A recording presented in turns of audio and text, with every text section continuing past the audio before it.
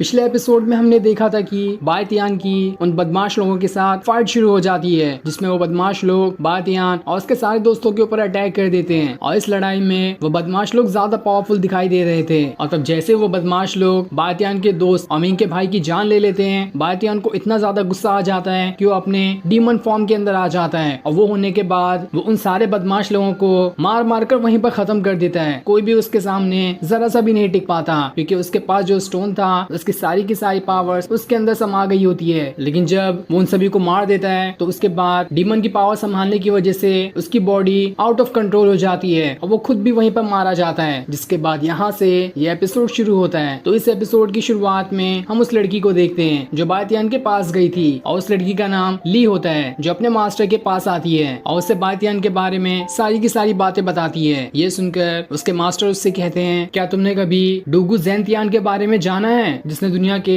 सारे powerful heroes को मिलाकर एक टीम बनाई थी ताकि दुश्मनों का और डीमन का खात्मा कर सके। इसलिए उसे मार्शल सेंट का टाइटल दिया गया था। साथ ही डूगू फैमिली के पास एक ऐसा स्टोन भी है जिसके अंदर काफी सारी पावर्स मौजूद है। लेकिन अब वो डूगू फैमिली दुनिया से बचकर रहती है, क्योंकि उनकी फैमिली पूरी तरह से खत्म होने के कगार पर आ चुकी थी। इसलिए उन्हें दुनिया से साइड होकर रहना पड़ा। लेकिन अब जबकि बायतियान की पावर सबके सामने आ चुकी है और लोगों को ये मालूम पड़ चुका है कि डूगू फैमिली कहाँ पर रहती है, तो वो जरूर उनके पास आएंगे ताकि उनसे जबरदस्ती वो पत्थर छीन सके। लेकिन अगर वो पत्थर किसी गलत इंसान के हाथ में लगा तो पूरी दुनिया में तबाही आ सकती है। इसलिए तुम्हें एक काम करना होगा, और मैं जानता हूँ कि तुम वो काम के बारे में समझ चुकी होगी कि आगे से तुम्हें क्या करना है। जिस पर ली भी कहती है, आपको टेंशन लेने की जरूरत नहीं है, मैं पूरी तरह से समझ चुकी हूँ कि आगे क्या करना है मुझे, और मैं कोई भी गड़बड़ी होने बिल्कुल भी नहीं दूंगी। अब ली वहाँ से बायतियान के घर पर आती है, जहाँ पर उसके फादर मिंग के भाई के ऊपर एकदम ज्यादा गुस्सा हो रहे होते हैं, क्योंकि उसी ने आकर उन्हें ये खबर दी थी कि बायतियान हमें बचाते हुए मारा जा चुका है। ये देखकर तो ली भी एकदम घबरा जाती है कि बायतियान के फादर के पास भी कितनी सारी पावर्स हैं। तब बायतियान के ग्रैंडपा मिंग के भाई को सारी बात बताने के लिए कहते हैं कि आखिर वहाँ पर हुआ क्या था। इसलिए मिंग का भाई उन्हें सारी बात बताना शुरू कर देता है कि हमारे ऊपर कुछ बदमाश लोगों ने हमला कर दिया था जो हमारी जान लेने वाले थे, लेकिन सही टाइम पर वहाँ पर बायतियान ने आकर हमारी जान बचा ली। लेकिन इस वजह से वो खुद भी मारा जा चुका है। इसलिए अब बायतियान के ग्रैंडपा उसकी बॉडी के पास आकर देखते हैं, जहाँ उसने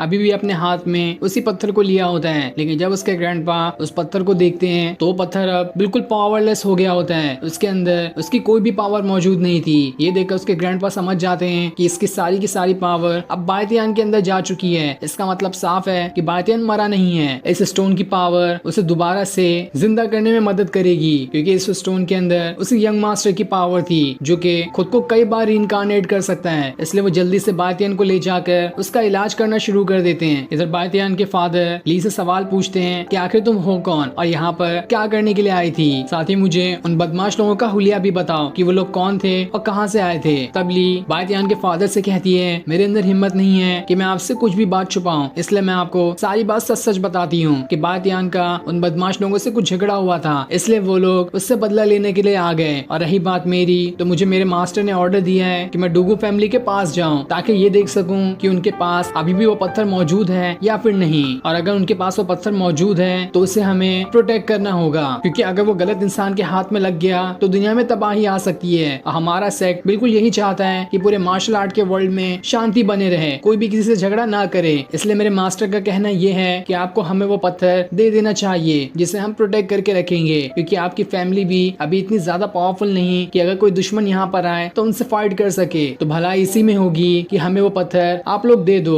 जिसे हम प्रोटेक्ट करेंगे और आपको भी उससे टेंशन नहीं होगी। ये सुनकर तो बायतियान के फादर को एकदम ज्यादा गुस्सा आ जाता है। वो उनसे कहते हैं, तुम्हारे मास्टर को क्या लगता है कि हमारी फैमिली किसी के सहारे पे चलेगी? हमारे पास इतनी ताकत नहीं कि हमारे एंसेस्टर के दिए हुए स्टोन को हम प्रोटेक्ट कर सके। किसी की हमें कोई जरूरत नहीं है, चली जाओ यहाँ से, वरना मुझसे बुरा कोई भी नहीं होगा। जिसके बाद वो पूरे गुस्से के साथ उसके ऊपर अटैक करने उसी की तरफ बढ़ना शुरू कर देते हैं। लेकिन जैसे वो उसके ऊपर हाथ उठाते हैं, इससे पहले ही वहाँ पर बायतियान के ग्रैंडपा आ जाते हैं, जो बायतियान के फादर को रोक लेते हैं और उन दोनों से कहते हैं, बायतियान मरा नहीं है, वो कुछ दिनों के अंदर होश में आ जाएगा। ये सुनकर तो दोनों की दोनों एकदम हैरान थे कि आखिर बायतियान जिंदा कैसे है। साथ ही उनकी खुशी का तो ठिकाना भी नहीं रहता। ग्रैंडपा कहते हैं, बायतियान को अब कोई टेंशन लेने की जरूरत नहीं है, उसके अंदर अब इतनी ताकत आ चुकी है कि वो तो अब कभी मर ही नहीं सकता। वो खुद तो नहीं मर सकता, साथ ही दूसरे मरे हुए लोगों को जिंदा भी कर सकता है, लेकिन अभी उसके अंदर जितनी पावर है उसकी बॉडी उस पावर को संभालने के लायक नहीं बनी है, इसलिए हमें थोड़ा ध्यान देना होगा ताकि वो खुद की बॉडी को भी इतना ज्यादा ताकतवर बना पाए जिस वजह से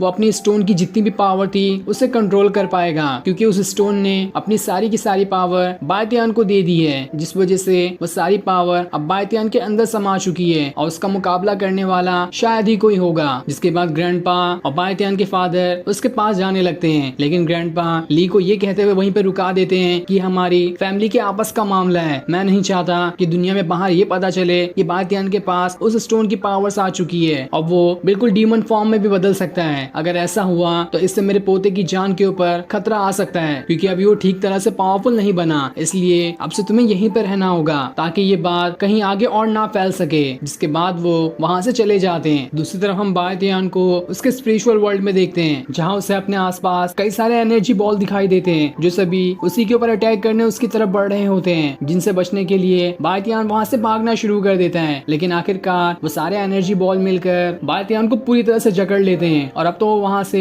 हिल भी नहीं पा रहा था। तब उसके पास डूगू फैमिली के एंसेस्टर ज़ेंतियान की स्पिरिट आती है, जिन्हें देखकर बायतियान उन्हें ग्रीट करना शुरू कर देता है, क्योंकि वो उनके बारे में जानता था कि वो उसी की फैमिली के एंसेस्टर हैं। वो उनसे पूछता है आखिर ये कौन सी जगह है और मैं यहाँ पर आकर कैसे फंस गया। तब ज़ेंतियान उसे बताते हैं तुम्हारे पास जो स्टोन था उसकी सारी की सारी पावर तुम्हारी बॉडी के अंदर जा चुकी है, इसीलिए तुम मरते मरते बच गए हो और अभी तुम अपने स्पिरिचुअल वर्ल्ड के अंदर पहुंच चुके हो। लेकिन अभी तो मैं खुद भी नहीं जानता कि आखिर मेरी पुरानी मेमोरीज कहाँ चली गई। मुझे पुराना कुछ भी ठीक तरह से नहीं याद है, बस मैं इतना जानता हूँ कि मैं डूगू फैमिली का एंसेस्टर हूँ और मैं अब एक सोल बन चुका हूँ। मेरे साथ पहले क्या हुआ था मैं कुछ भी नहीं जानता, और जब तक मेरी मेमोरी पूरी तरह से मेरे पास नहीं आ जाती तब तक मैं शायद तुम्हारी उतनी मदद भी नहीं कर पाऊंगा। तब बायतियान उनसे कहता है क्या आप मुझे अपनी थोड़ी सी पावर दे सकते हैं ताकि मैं इस स्पिरिचुअल वर्ल्ड से अपने रियल वर्ल्ड में जा सकूं। तब ज़ेंतियान कहते हैं तुम तो अभी ठीक तरह से होश में भी नहीं आए हो, तुम्हारी बॉडी इतनी सारी पावर्स को संभालने के लायक नहीं है। मैंने अगर तुम्हें और पावर दी तो हो सकता है कि तुम कभी भी होश में ना आ पाओ, और तब भी अगर तुम इतनी जिद ही कर रहे हो तो मेरी एक शर्त है, यहाँ पर तुम्हें जितनी भी एनर्जी बॉल दिख रही है उसमें से 3 को पकड़कर तुम्हें उसकी पावर अपनी बॉडी के अंदर डालना है। अगर 3 को तुमने ठीक तरह से अपने अंदर डाल लिया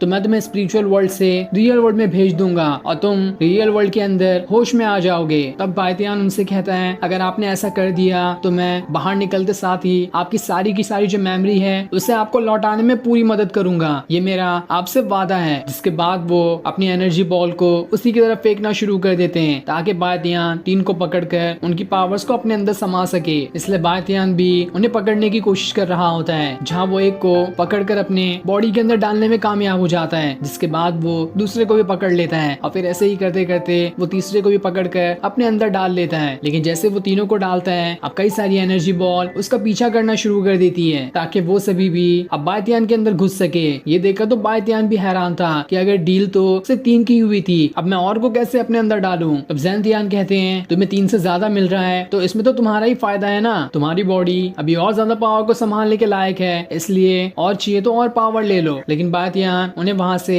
उसे वापस भेज देने की जिद करने लगता है, इसलिए ज़ेंतियान उससे कहते हैं तो ठीक है अपना वादा मत भूलना। जिसके बाद वो उसे एक जोरदार किक मारते हुए अपने रियल वर्ल्ड में भेज देते हैं। वहीं बायतियान के फादर अब भी उसके लिए परेशान होते हैं कि बायतियान की बॉडी तो अभी काफी कमजोर है, क्या वो इतनी पावर को ठीक तरह से संभाल भी पाएगा, कहीं इससे उसे ही कोई नुकसान ना हो जाए। साथ ही उन्हें ली की भी टेंशन हो रही होती है कि वो कहीं सबको जाकर बायतियान के बारे में सब कुछ ना बता दे, वरना इससे तो बायतियान को काफी खतरा हो सकता है। तब ग्रैंडपा जिन्होंने ये देख लिया था कि बायतियान अब होश में आ चुका है, वो बायतियान के फादर से कहते हैं मेरे पास एक बहुत अच्छा आइडिया है, क्यों ना हम ली की शादी बायतियान से ही करा देते हैं, जिस वजह से तो वो इसी घर की होकर रह जाएगी और ना ही वो कभी बाहर निकलेगी। तो ये कैसे हो सकता है कि वो किसी को बायतियान के बारे में बता दे। ये सुनकर तो बायतियान हैरान हो जाता है और जल्दी से होश में आ जाता है और उनसे कह रहा होता है नहीं नहीं आप ऐसा नहीं कर सकते, मुझे तो अभी किसी से शादी नहीं करनी है, साथ ही आप उसे मार भी नहीं सकते, आप बिला वजह क्यों उसे मारेंगे, उसकी क्या ही गलती है। तब उसके ग्रैंडपा उसे कहते हैं तुम तो बहुत बदमाश हो चुके हो, तुम्हें पता भी है हम कितने टाइम से तुम्हारी देखभाल कर रहे हैं लेकिन तुम होश में नहीं आए, जैसे ही तुमने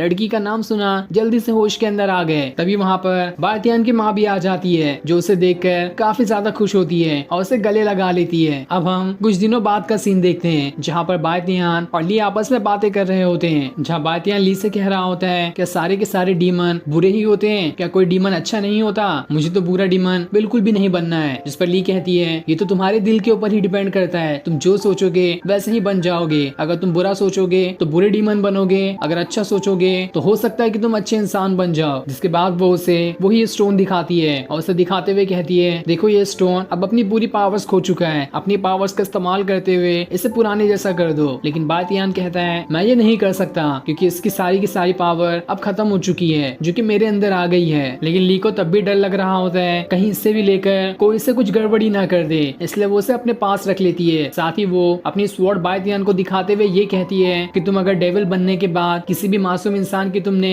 जान ली तो देख लेना सबसे पहले मैं तुम्हारी जान लेने वाली बनूंगी, और तुम चाहे कोई भी रहो मैं तुम्हें जिंदा नहीं छोड़ूंगी, इसलिए तुम्हें कभी भी किसी मासूम इंसान की जान नहीं लेनी है। तब बातियान उससे उसका बैज ले लेता है और उससे कहता है तो ठीक है, ये डील हमारे बीच हुई। और फिर ये सीन दिखाते ही ये एपिसोड यहीं पर एंड हो जाता है। Thanks for watching.